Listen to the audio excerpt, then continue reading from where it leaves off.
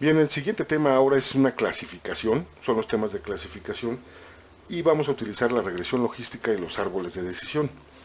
A diferencia de lo que fue, por ejemplo, la regresión, donde la regresión lo que hace es predecir un número continuo, se utiliza la clasificación para predecir una categoría, ya sea una categoría, una clase o un grupo, es como los llamamos, ¿no? Existe una gran variedad de aplicaciones de los métodos de clasificación que incluye desde la medicina, es decir, los diagnósticos médicos, hasta incluso los modelos de negocio, el marketing, la predicción con respecto a la demanda o al forecast para los inventarios, etcétera. Dentro de los modelos de clasificación, estos los podemos agrupar en lineales y no lineales. Los modelos lineales son, por ejemplo, la regresión logística, el Support Vector Machine, Naive Bayes o Naive Bayes. Los modelos no lineales son entonces los árboles de decisión, el KNN, que es el K vecino más cercano, el Kernel Support Vector Machine y el Random Forest, que está basado en la parte de los árboles de decisión. Vamos a empezar con lo que es la regresión logística. A diferencia, por ejemplo, de lo que veíamos en la regresión simple, que está dada por una ecuación lineal, en donde el problema principalmente va a ser lineal. Si es simple, tenemos una sola variable independiente. Si es múltiple, tenemos varias variables independientes.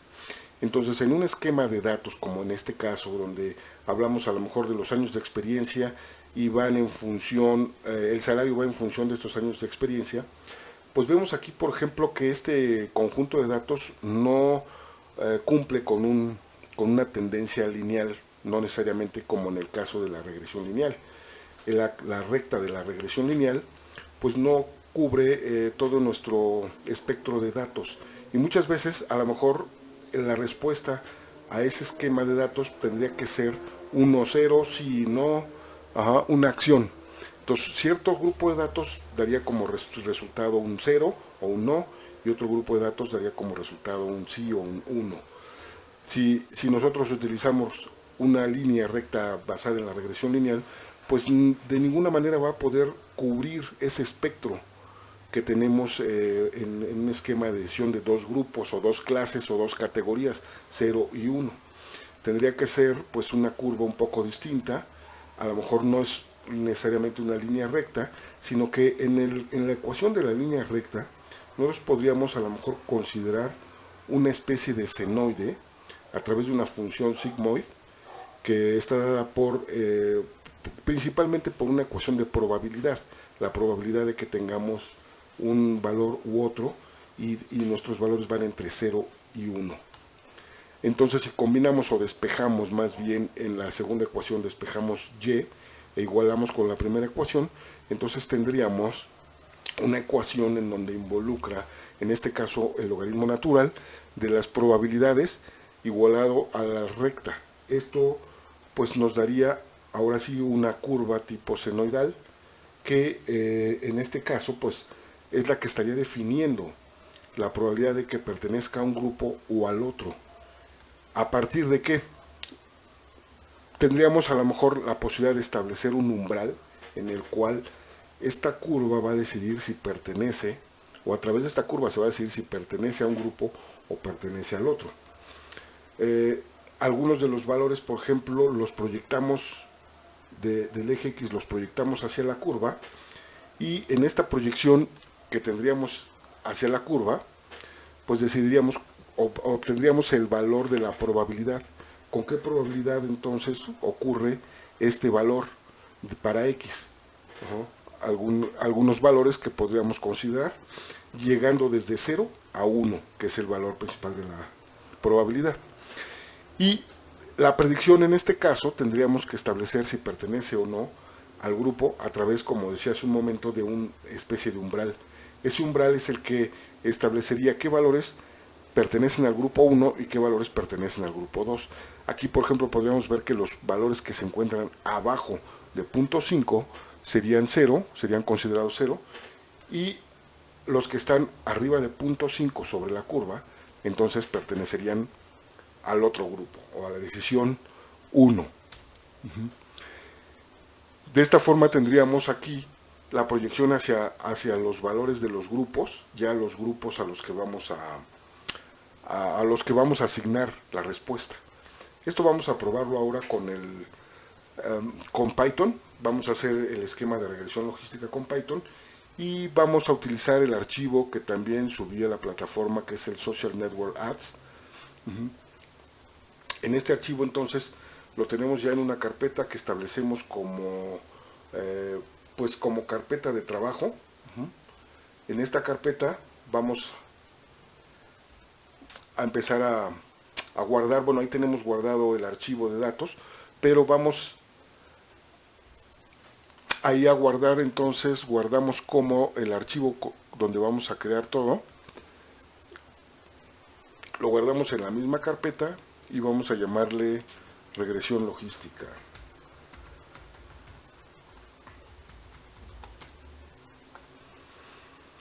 Entonces el primer paso, como siempre lo hemos hecho, vamos a importar las librerías necesarias, ¿no?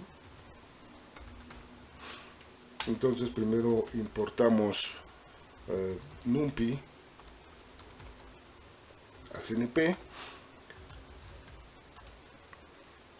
el Pandas a SPD y el matplotlib.pyplot a PLT como un alias, ¿no? Ahora el siguiente paso va a ser cargar el conjunto de datos.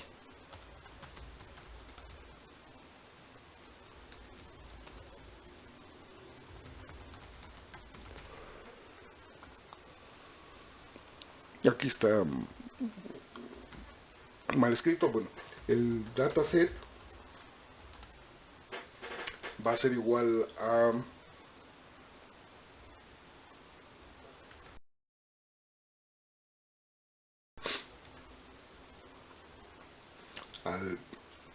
pd.read csv y entre comillas el nombre del archivo, ya que estamos en la misma carpeta, ¿no?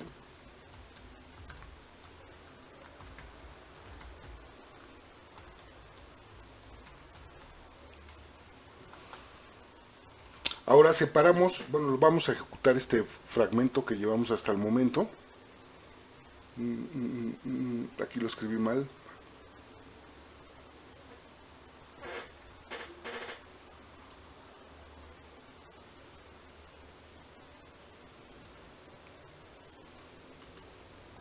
Import, me faltó la T, ¿no?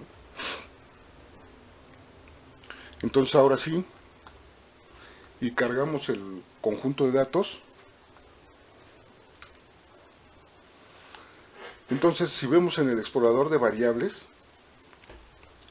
este conjunto de datos contiene varias columnas: el user ID, el género, la edad, el salario estimado y una variable dependiente que implica si compró o no compró, ¿no?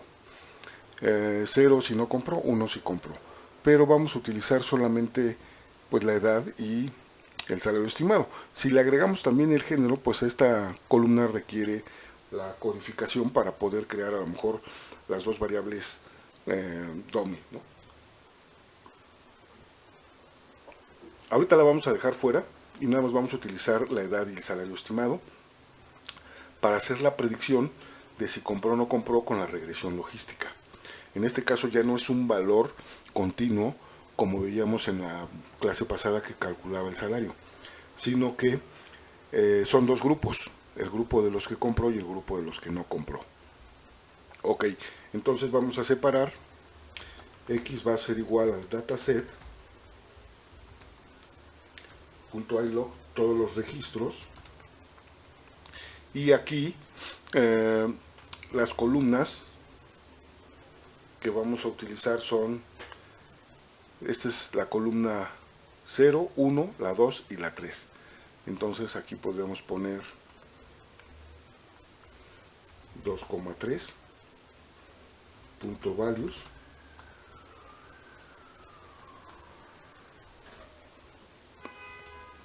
y tenemos las dos columnas, la edad y el salario. Y luego la variable independiente, la variable dependiente, perdón, porque son X es la variable independiente, La variable dependiente va a ser la columna 4, ¿no? Este 0, 1, 2, 3, columna 4. Entonces, indicamos únicamente el valor de la columna, ¿no? Punto values. Y ejecutamos. Entonces Y nada más va a ser la columna de 0 y 1 de compró o no compró. Dado que tenemos aquí una diferencia de escalas, pues necesitamos hacer el ajuste de escalas, pero antes de hacer el ajuste de escalas vamos a dividir el conjunto de entrenamiento y el conjunto de pruebas, porque el modelo de regresión lineal sí tenemos que entrenarlo y después lo vamos a probar con datos distintos a los que utilizó para el entrenamiento. Entonces dividimos el conjunto de datos en conjunto de entrenamiento y el conjunto de pruebas. From scikit-learn vamos a importar, vamos a utilizar el model selection y aquí importamos el train test split. Train test split. Y con esta es una función que estamos importando y vamos a dividir en xtrain, xtest y sus correspondientes ytrain y ytest. Entonces esto es igual a la función train test split y le mandamos las variables que se van a dividir en dos grupos. El tamaño de las variables para el conjunto de pruebas va a ser igual al 25% del total de los datos. Actualmente vemos aquí que tenemos 400 registros, entonces el 25% de estos 400 se va a utilizar para las pruebas y el otro 75% se va a utilizar para el entrenamiento. Entonces va a recoger esa cantidad de datos de manera aleatoria.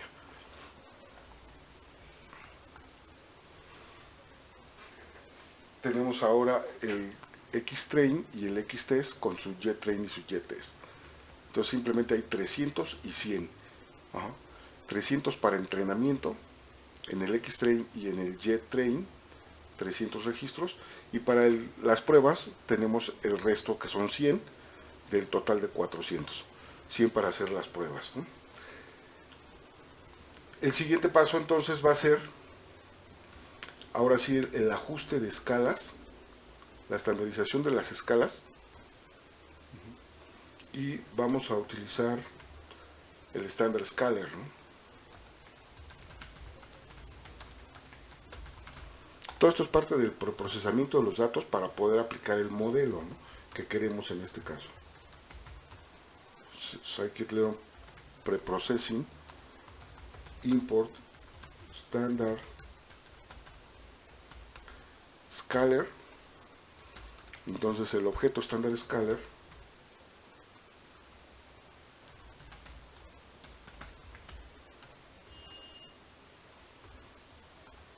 lo creamos con el, me falta la D, con el constructor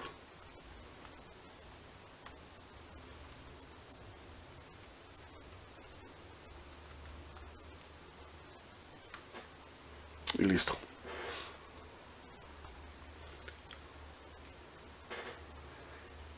Entonces estandarizamos el xtrain y el xtest, o sea, nada más la variable independiente, porque la variable dependiente pues es 0 y 1.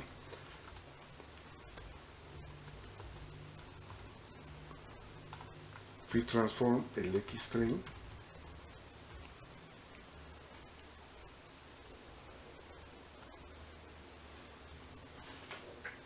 y luego el xtest. Ya no necesitamos utilizar el feed transform, sino nada más el transform.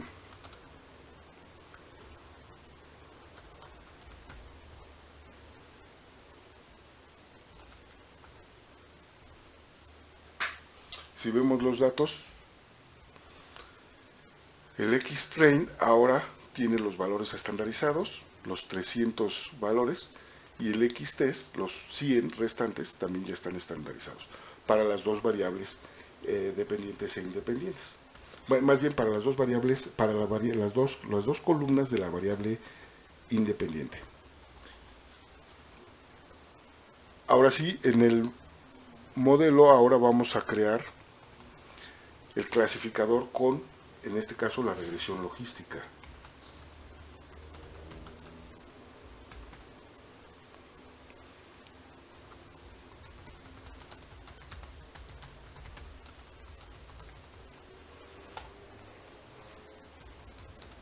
From scikit-learn utilizamos un modelo lineal, linear model, y de aquí importamos el logistic regression. Esa es la clase logistic regression. Logistic regression, ok. Lo ejecutamos para ver si no hay ningún problema. Todo bien, y ahora el clasificador va a ser igual al objeto logistic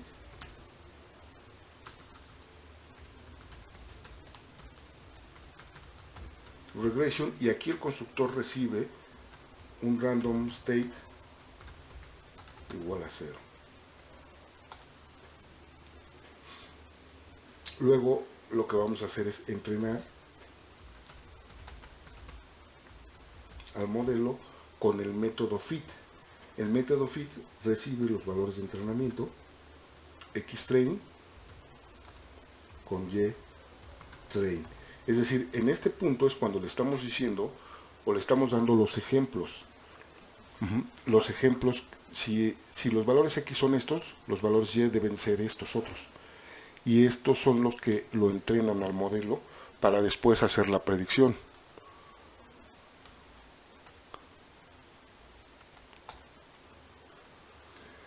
La clasificación se ejecuta correctamente. Nuestra salida es el objeto. Esto no implica, aunque esto es rojo, no implica que esto es un error, no menciona ningún mensaje de error, sino más bien está diciendo cuáles son los parámetros para cada uno de los argumentos del constructor que se utilizaron. Random state 0, y por defecto los demás atributos obtuvieron los valores por defecto que utiliza la regresión logística. Entonces ya una vez entrenado, ahora vamos a hacer la predicción. El YPredict,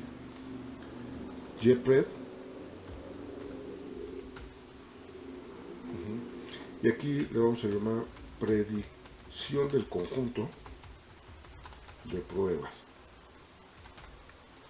Entonces con el mismo clasificador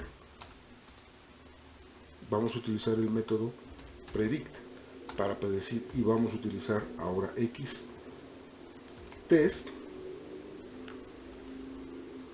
X-test y el Y-test. Es decir, los 100 registros lo entrenamos con 300 y ahora lo vamos a hacer predecir 100. Más bien aquí no necesitamos enviar el Y, porque el Y más bien es lo que vamos a comparar con los resultados. Es decir, este nos va a devolver un YPred, pero el Y-test es el Y original, o son los valores reales, y los que está prediciendo son estos YPred. El Y-test son los valores esperados. Entonces, si vemos aquí, los primeros 7 coinciden, 8, pero ya en el noveno hay un error. El valor debería de ser 0 y lo predijo como 1. Más abajo podríamos a lo mejor ver que hay algunos otros errores. En el 18 es correcto, 19, 20 y 21 correcto, pero en el 23 vamos bien, aquí vamos bien. ¿Cómo lo podemos comprobar? Es decir, hay 100 registros en el Y-test, lo podemos revisar con la matriz de confusión.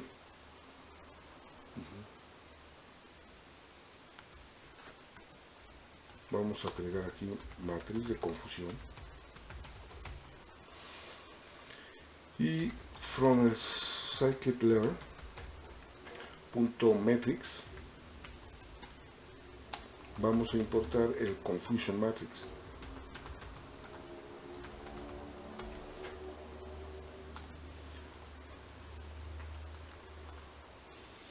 Esto nos va a generar una variable ahora que le llamamos CM de confusion matrix o matriz de confusión, y sería igual a la función confusion matrix, y en esta matriz de confusión lo que va a hacer es comparar el y-test, lo que esperábamos, contra lo que obtuvimos. La predicción contra los valores reales. Entonces, al ejecutarlo, tenemos ahora aquí la variable YCM, que es la del confusion matrix. Si la abrimos, ¿qué es lo que observamos? Aquí, ¿qué tenemos en esta matriz de confusión? Tendríamos dos grupos, 0 y 1, o dos clases, 0 y 1. Hay 65 valores que eran 0 y que los predijo como 0, pero de 3 valores que eran 0 y los predijo como 1. 8 valores que eran 1, que los predijo como 0, y 24 valores que eran 1 y los predijo como 1. Es decir, en la diagonal tenemos los valores correctamente predecidos. Son los valores que están correctos, 65 y 24. 65 clasificados como 0 y eran 0, y clasificados como 1 y eran 1, 24, pero hubo 8 más 3, 11 errores en los que se equivocó el modelo, o errores que cometió. Es decir, si nosotros ahorita, en total estos cuatro celdas suman los 100 registros que tenemos en el y-test y en el y-pred, obviamente. En el x-test hay 100 registros. Entonces, de estos 100 registros hubo 65 más 24, serían 89 registros correctamente. Eso implica que su eficiencia fue del 89%. ¿Por qué? Porque tenemos 100. 89 entre 100 es el punto 89 y es el 89%. Y hubo un 8 y 3, 11 errores, entonces tuvo un porcentaje de error del 11%. Dependiendo del tema, eso podría ser aceptable o podría ser descartado. Aquí podemos calcular el score.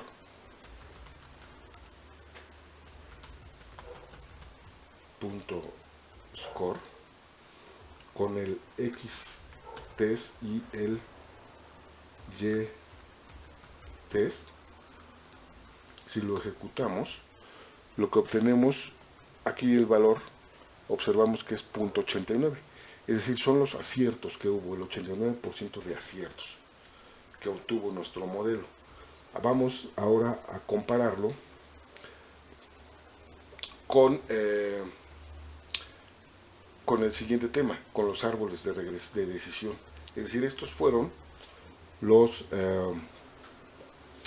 la regresión logística. Lo podemos graficar también antes de pasar a los árboles. Es decir, podemos, aquí para no tardarnos tanto capturando todo el código y cometiendo algunos imprevistos, les voy a subir también este fragmento del código que tendría la gráfica. Si lo ejecutamos, ahora lo que vemos que obtuvo fue esta gráfica. Es del conjunto de pruebas. También tendríamos a lo mejor la gráfica del conjunto de entrenamiento, pero aquí en la gráfica del conjunto de pruebas vemos las dos zonas. Como decía hace un rato, aquí el problema es que no es un modelo lineal, entonces no lo estamos representando con una línea recta, sino son dos regiones. Esta verde es la región del grupo 1 y el rojo es la región del grupo 0. Entonces, dentro de la región del grupo 0 vemos puntos verdes, y dentro de la región verde vemos puntos rojos, que son los errores que nos indicaba la matriz de confusión. Si vemos aquí la matriz de confusión, dijimos que había tres valores que debían haber sido, ahí se ven completos, 3 valores que deberían de ser 0 y los clasificó como 1. El 1 es el verde y aquí vemos 3 rojos. Aquí abajo hay un rojo, aquí hay otro rojo y otro rojo. Son 3 rojos que están en la zona verde, o sea, 3 elementos que deberían de ser 0 y los clasificó como 1. Ajá. Deberían de estar aquí, pero son rojos. Los puso rojos porque los clasificó como 0. Ahora, en el otro punto tenemos 6. 1, 2, 3, 4, 5. 6, 7, 8. Perdón, 8. Estos 8. Son 8 elementos que clasificó como 1, como 0, pero eran 1.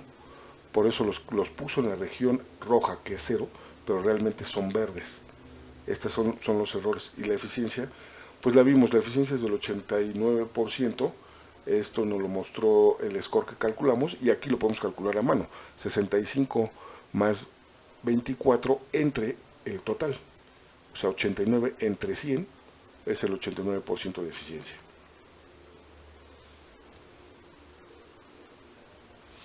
Bien, ahora, bueno, aquí en la presentación viene toda esta parte que acabamos de realizar y ahora vamos a hacerlo con los árboles de decisión. La semana pasada utilizamos los árboles, pero para regresión.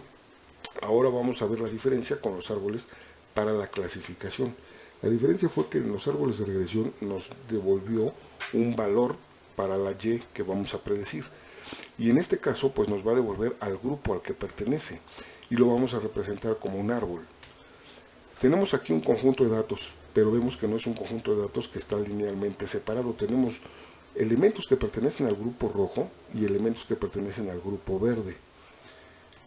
Podemos aquí a lo mejor especificar una división donde se presenta el cambio, todos los valores que son menores a 60 y mayores a 60 para X2, pero un grupo se forma con los valores mayores a 60 en X2, pero menores a 50 en X1,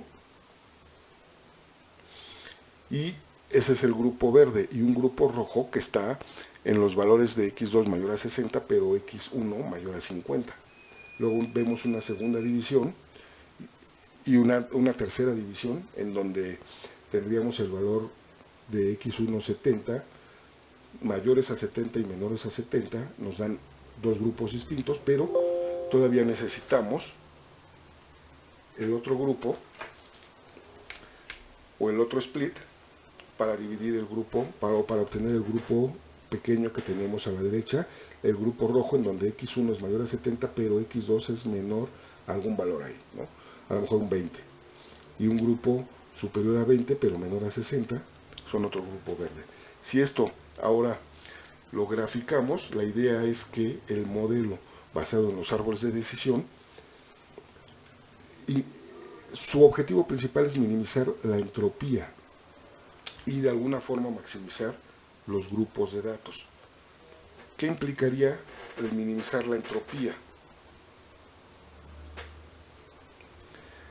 El concepto de la entropía en la parte de informática, porque existe en diferentes áreas, ¿no? Este concepto implica una medida de incertidumbre que existe entre los conjuntos de datos.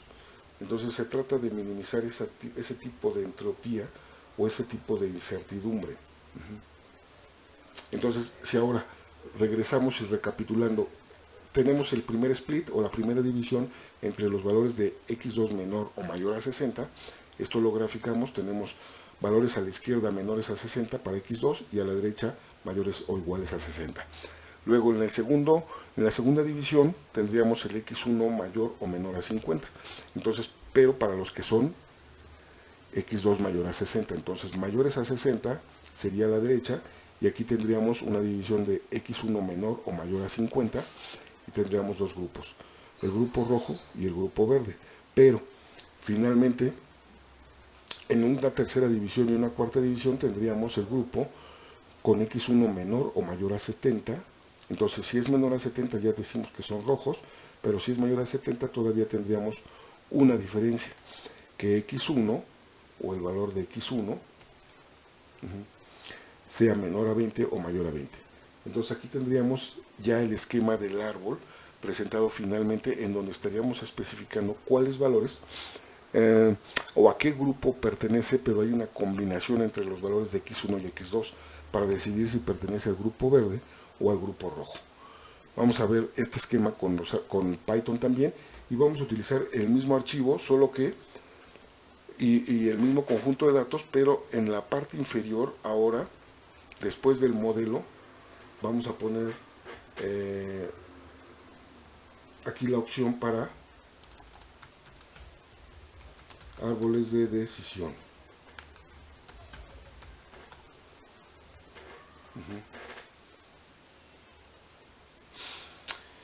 Y bueno, el mismo conjunto de datos que ya tenemos, pero que ya está preprocesado, es decir, ya lo dividimos entre el conjunto de entrenamiento y el conjunto de pruebas, y que además ya ajustamos las escalas, entonces ese mismo elemento o esos mismos datos ya los vamos a utilizar en el objeto del árbol de clasificación. Aquí la clase from el scikit-learn vamos a importar el tree también, como en la clase pasada, pero importamos la clase decision tree classifier en lugar de regresor, ¿no? Decision tree classifier es decision tree classifier.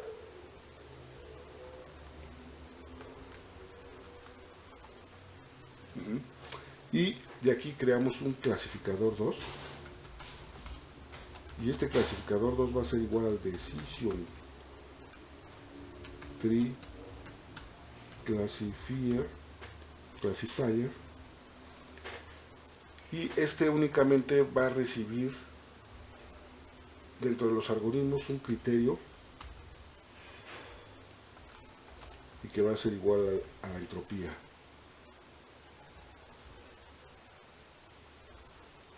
Y un random state,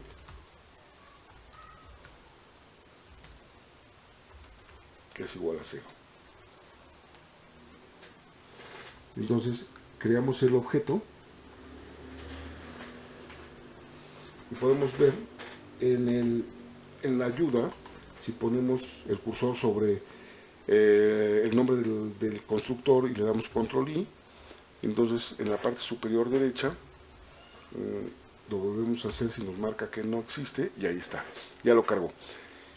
Y aquí vemos que el primer parámetro, por ejemplo el criterio, es un string que puede ser Gini por defecto o puede ser entropy. Ajá. Para una ganancia en información, que es lo que estábamos comentando hace un rato, queremos disminuir la entropía para maximizar la ganancia. Por eso utilizamos este esquema. Ahora, después de haber creado ya el objeto, pues lo que podemos hacer es entrenarlo, ¿no? Lo que necesitamos hacer es entrenarlo. Clasificador 2 punto fit, y le mandamos el xtrain, el ytrain. Con esto le damos los ejemplos de cuando inicie con esto, termine con esto. Un clasificador, lo escribí diferente, le puse aquí doble S. Entonces nada más corregimos aquí el nombre del objeto y lo ejecutamos nuevamente. Correcto. Entonces aquí ya está entrenado. Ahora vamos a predecir, y podemos poner el ypred, vamos a ponerle tree para hacer la diferencia con el otro ypred, punto predict, y vamos a predecir el xtest. Si vemos en el explorador de variables, ahora lo que tenemos es el xtest, el xpred tree, con respecto o comparado con el ytest. Vemos, por ejemplo, en el caso de la regresión logística, en los primeros 12 registros había un error. Aquí no, pero posiblemente más abajo sí los hay, ¿no? Vemos aquí ahora, sí, aquí tenemos una diferencia. Si tenemos el 9 y el 9, pues vemos varias diferencias, ¿no? Sin embargo, no necesariamente implica que hay más errores. Vamos a verlo también con la matriz de confusión para el caso de este nuevo conjunto de datos, ¿no? Matriz de confusión 2 es igual, ya no importamos la función con el scikit-learn matrix, porque pues ya está importada. Entonces simplemente podemos crear un nuevo objeto que tenga la función de confusion matrix, y aquí enviamos el yTest y lo comparamos ahora con el yPre-pero-tree. Si no, estaríamos obteniendo la misma matriz de confusión que en el caso anterior. Aquí ya vemos que en las variables ya se creó el CM2. El CM2, comparado con el de la regresión, este es el de la regresión y este es el de los árboles. Tenemos menos aciertos en la clase 0, pero más aciertos en la clase 1. Y tenemos menos errores o falsos positivos y tenemos menos falsos positivos. Estos errores de aquí son los falsos positivos y estos son los falsos negativos. Hay más falsos negativos, ¿sí? Pero si nosotros sumamos 62 más 29, ¿sí? Hay más, tenemos 91% de aciertos y aquí teníamos 89%. Y teníamos 11% de error y aquí tenemos solo 9% de error. Entonces, obviamente aquí vemos que nos está dando una mejor eficiencia del árbol.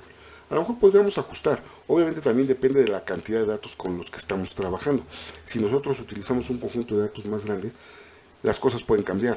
El modelo de regresión puede ser diferente, el resultado, la eficiencia o el error que está generando, comparado con los árboles. Aquí ahorita vemos que la eficiencia de los árboles fue mejor que la de la regresión logística, pero eso no implica que siempre será así.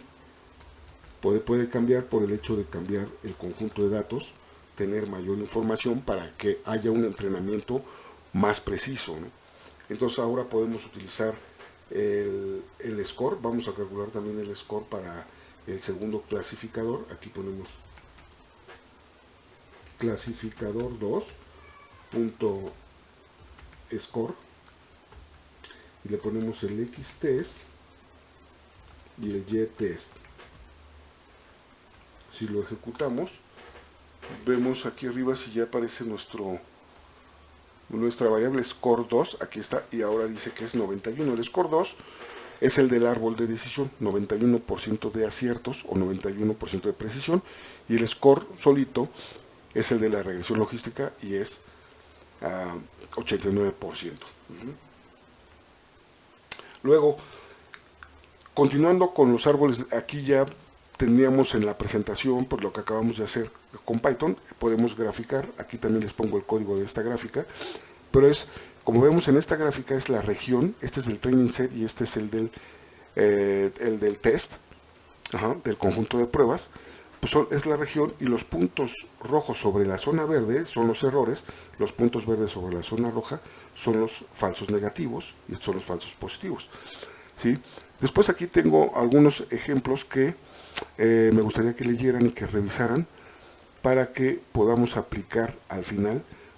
En este caso el tema de hoy no lleva un PDF de tarea para hacer con SPSS, pero sí vamos a hacer una tarea con SPSS, que en este caso va a ser el archivo que tenemos de Social Network Ads, el que acabamos de usar con los árboles de regresión y con la regresión logística, con los árboles de decisión y la regresión logística, lo van a usar con árboles en SPSS, porque la tarea anterior fue la de árboles. Entonces ya la tienen como sacar los árboles en SPSS. Entonces ahora lo que vamos a hacer es utilizar este archivo, el de Social Network Ads.